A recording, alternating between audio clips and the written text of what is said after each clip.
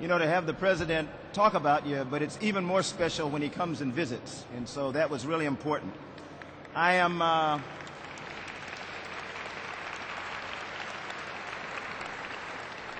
hope that most of you now understand what I say, and you've heard me say it over and over again, that I think this president gets it, and I really do mean that, and so hopefully you're starting to understand why I say that. We've invited you not just to hear the president speak, but to the next phase of the day. So if I can get everybody to just calm down for a minute, we're going to let you get on buses and go do the other part of what we brought you here for. Space is critical to this nation, and the men and women of NASA are working tirelessly to enable the new plans for NASA. These new plans set the stage for transformative space achievements over the coming years. There are a lot of smart people in the room today, lots of smart people in the room today, not the least of whom is my friend Dr. Ed Crawley, who's sitting there going, wonder who he's talking about. Bo Beamick, and I should stop now because I'll run out of names and everything, but there are lots of smart people here, and we want to take advantage of having you all here. I know that we can count on all of you to contribute your thoughts and your ideas in the sessions that follow, and we really want you to do that. This is not for show, okay? Please understand. We want your ideas, we want your thoughts. You're going to hear some panelists talk and give their ideas.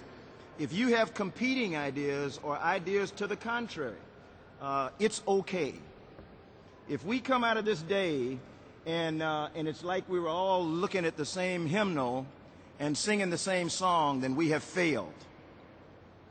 We really want people to discuss today because we want to learn from you. Before I begin, I've asked two individuals to provide some initial comments as we head into our breakout sessions. These comments will help provide context and foundation for the conversations to come. I'd like to provide some short words of introduction for people who I consider to be national assets and real friends. Dr. John Holdren is the Assistant to the President for Science and Technology and the Director of the White House Office of Science and Technology Policy. John has a long and distinguished history in academia.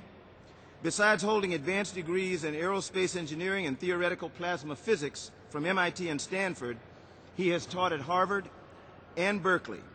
He was the director of the independent nonprofit Woods Hole Research Center. He's a member of the National Academy of Sciences, the National Academy of Engineering, and the American Academy of Arts and Sciences, as well as a foreign member of the Royal Society of London. A former president of the American Association for the Advancement of Science, his awards include the MacArthur Foundation Prize Fellowship, the John Hines Prize in Public Policy, the Tyler Prize for Environmental Achievement, and the Volvo Environment Prize. This is the man you want advising the President on science and technology, and we're lucky to have him with us today. Shortly after President Obama took office, he turned to another leader to advise him on the direction of the U.S. space program. That was Norm Augustine. Norm Augustine has served as a leader of some of America's strongest aerospace companies. He is quite possibly the most recognized member of our corporate aerospace community. He served on the President's Council of Advisors on Science and Technology under both Democratic and Republican presidents. In addition to last year's committee, he led the 1990 Advisory Committee on the Future of U.S. Space Programs and the 2005 National Academies Commission that produced the landmark report, Rising Above the Gathering Storm, Energizing and Employing America for a Brighter Economic Future.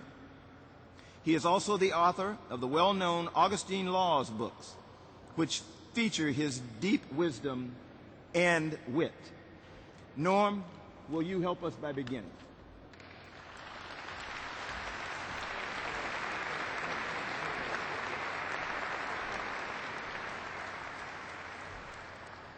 Charlie, thank you very much, and especially thank you for the plug for my book. If any of you happen to have a copy, you're a member of a very select small group. We are very fortunate at this point in time to have a leader of NASA such as General Bolden. This is a pivotal time, and his impact is going to be so important. I'd like to, before I begin, acknowledge that several members of my committee, our committee, are here today. Charlie mentioned several of them, and I'd just like to thank them for all they had done to contribute to this effort.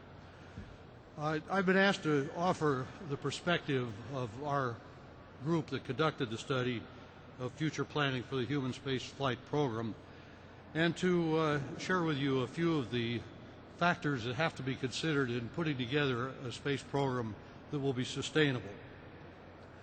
I should mention that our committee had 10 members that included astronauts, scientists, engineers, former presidential appointees, Air Force general officer retired, and so on. We were given 90 days to conduct our study, the title of which was Seeking a Human Spaceflight Program Worthy of a Great Nation. I should probably emphasize the role that we were asked to take.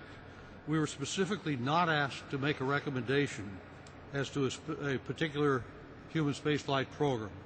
Rather, we were to offer options.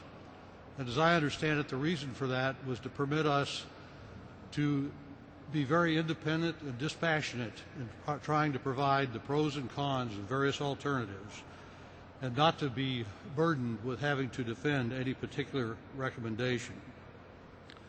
Furthermore, the answer to what is an appropriate space program depends so heavily on what the nation can afford to pay for it. And that, of course, is the role of the Congress and the President, and not something that we could address. In all candor, I have to say that I've spent most of my adult life working in the space program. Candidly, I'm an advocate.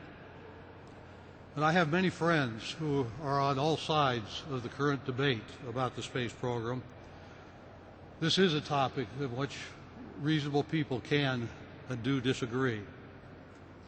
Let me quickly summarize the issues that needed to be taken into consideration in putting together a program such as the President has described to us today. It has many moving parts, interdependent moving parts. First of all, there's the Space Shuttle program.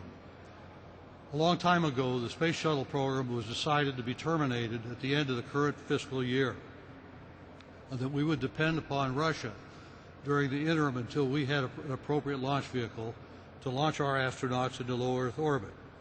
That interim appears to be about 5 to 7 years. We could, of course, restart the shuttle program. The problem with doing that is that it consumes funds that are badly needed for the exploration program. Furthermore, it confines us to low Earth orbit for a prolonged period of time.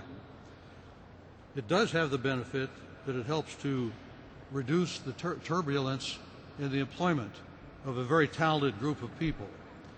But once again, one is faced with trying to maintain total continuity of employment on one hand, and on the other, having